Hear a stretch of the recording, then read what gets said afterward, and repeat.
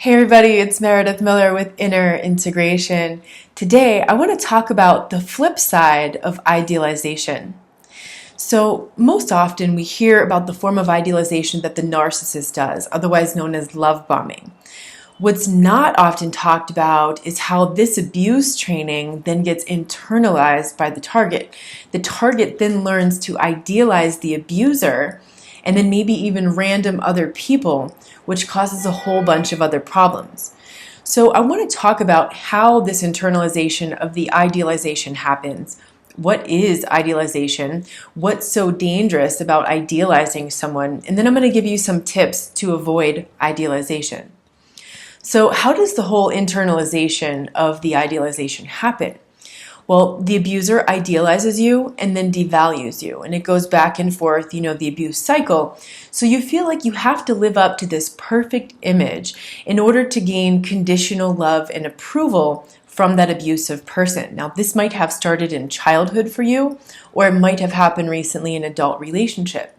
And of course, it feels better to be idealized than devalued, but actually both of those are not healthy. They are two sides of the same coin, and I've talked about that in other videos. So what is idealization? The Cambridge Dictionary says to think or represent someone or something as perfect. Dictionary.com says in psychoanalysis, it is a mental mechanism operating consciously or unconsciously in which one person overestimates an admired attribute of another. It comes from the Latin word idea or idea, which simply means existing as an archetype. So many of us, mostly the golden children, if you were raised in a family with a narcissistic parent, if you were the golden child, maybe you ended up idealizing your narcissistic parent before you realized who they really were, especially the more covert that parent is. Then maybe you notice that this can happen with your teachers, your mentors, leaders, bosses, celebrities, coworkers, friends, even random new people that you might meet. So what's so dangerous about idealizing someone? Essentially, when we idealize someone, we put them up on a pedestal, which means they're above us. They're superior to us in some way. And that can lead you to feel inferior and to accepting behavior from that person that's not respectful, fair, or kind to you. It can also cause you to continually compare yourself to others and feel like you have to live up to someone else's ideals. This is where perfectionism comes from. How many of you have struggled with perfectionism? Perfectionism is a huge source of shame, of not feeling good enough, because no one can live up to that ideal of perfect. No one. We are all perfectly imperfect. The result of idealization and perfectionism is you make yourself sick trying to live up to an impossible standard. So you end up feeling less than, like a loser, like a failure.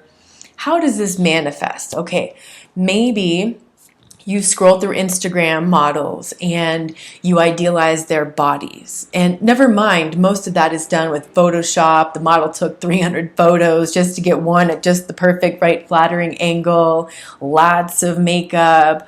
Or maybe you do the same with fashion magazines or watching movie stars.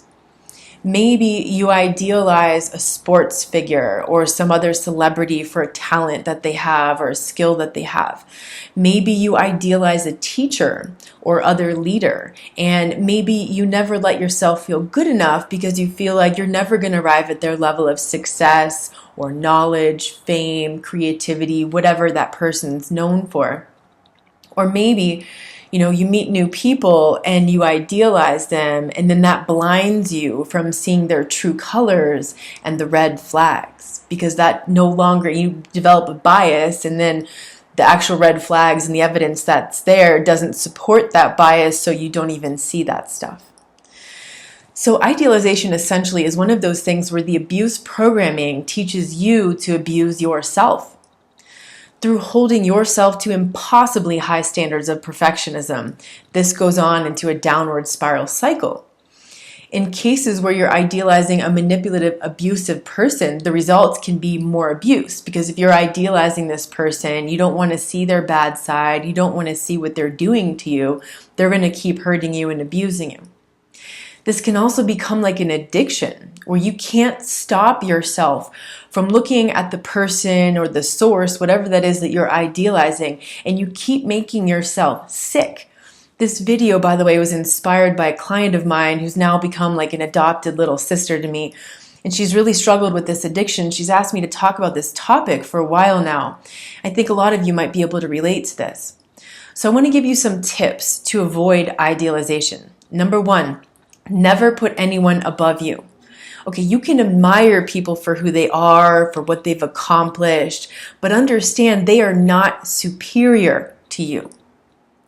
Number two, be careful when you're meeting new friends or potential romantic partners not to idealize them, because you might miss giant problems or red flags where they don't meet your standards of respect, and then you could end up accepting treatment that's not respectful to you.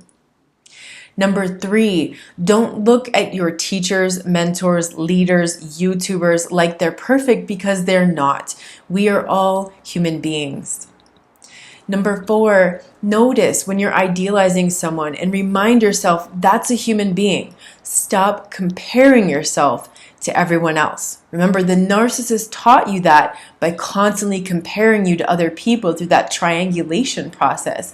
So you internalized that comparison. That's another part of this idealization. And number five, if you're making yourself feel bad or not good enough as someone else, ask yourself, what is it that you admire about that person?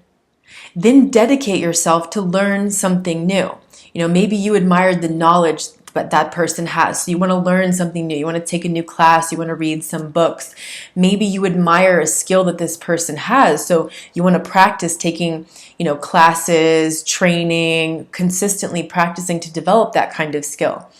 Maybe you admire someone's physical appearance. Okay, so do something new to your appearance. Get a new haircut, dye your hair, do something with your makeup, get some new clothes, go to the gym regularly. Just be mindful that this doesn't become an obsession. Okay, there's a difference between dedication and obsession. Dedication is healthy. Obsession is not.